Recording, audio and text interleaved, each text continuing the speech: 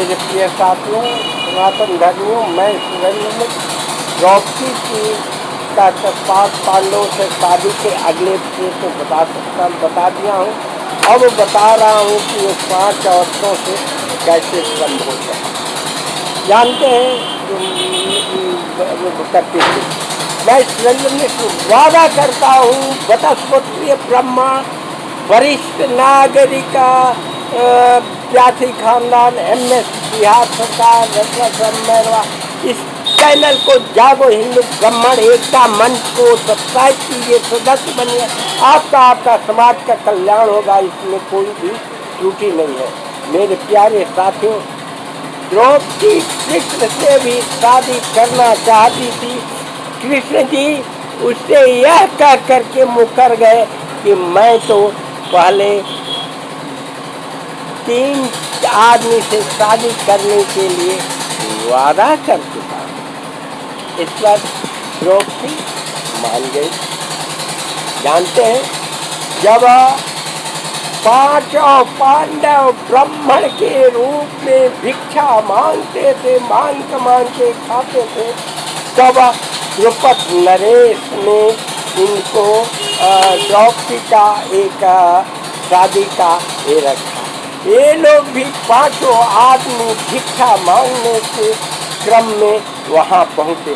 जानते हैं, 5 पांडव युधिष्ठिर भिक्षा मांग करके जो चीज ले जाते थे, माँ कुंती उसे बना करके और 5 में बांट करके अपने खाते थे। अज्ञातवासी ब्राह्मण थे, तो एक ले करके जब जलते हुए मछली में युद्ध का एक या तो अर्जुन बाण मारे और पांचाली अर्थात द्रौपदी इनको वरमाला डाल दी।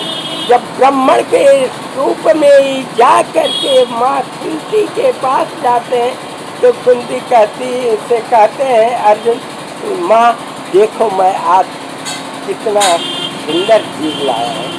कुंती जैसे कि हमेशा कहती है कि जाओ बांट करके खा लो, आपस में बांट लो।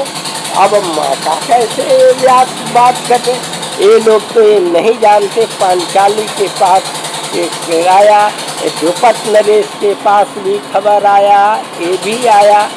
अब क्या हुए, तो व्यास जी कहते हैं कि शिव का वचन तो वापस नहीं आता। तब ये नारद जी उपाय बताते हैं कि शादी 1 से होगा, युधिष्ठिर से किया गया, उसके बाद 5 पांडवों से बारी बारी से किया गया कि ये तो द्रौपदी का मांग है और द्रौपदी को शिव वरदान दे चुके हैं, तो कैसे टाला जाएगा। एक बहुत बड़ा धर्मज्ञ, दूसरा बलवान, तीसरा विद्वान सुंदर और दुर्दार नकुल सहदेव थे, वो बलवान थे और युधिष्ठिर धर्मज्ञ थे। धनुर्धर में एक मांग रख दी। इसको अगले एपिसोड में आपको बताऊंगा। जब ये किया तो नारद जी कहते हैं शादी ये तो होगा और साल भर ये रहेगा। व्यास जी उनको कुंवारापन होने का वरदान दिए कि एक के बाद शादी साल भर के बाद ये दूसरे से संभोग करेगी तो कुंवारी बन जाएगी।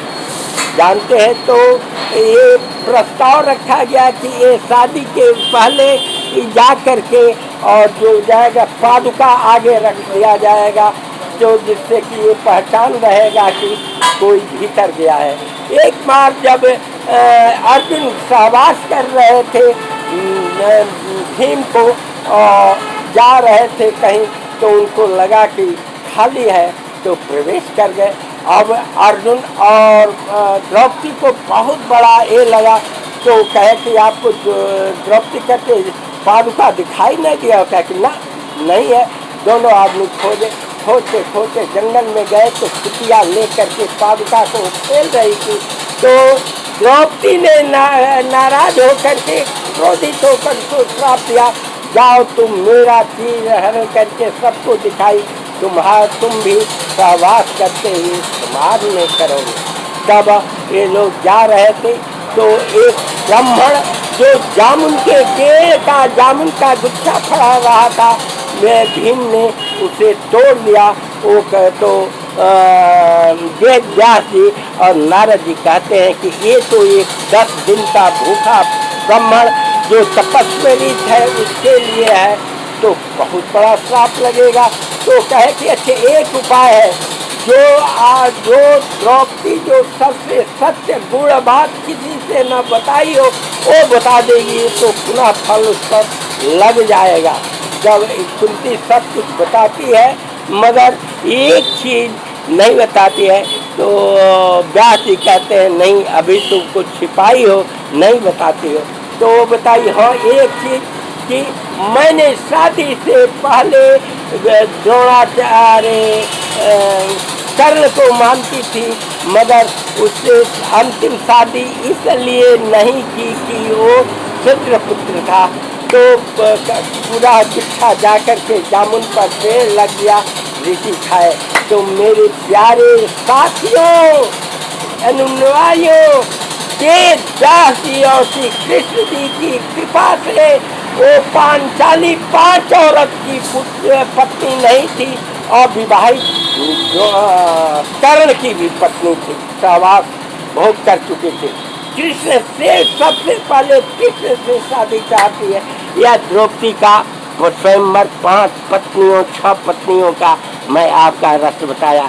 मैं इस चैनल को सब्सक्राइब करें, सदस्य बने, सब्सक्राइब कर चुके हैं तो बेल घंटी बजाए, आपका आपके समाज पूरे का कल्याण होगा। जय भारत।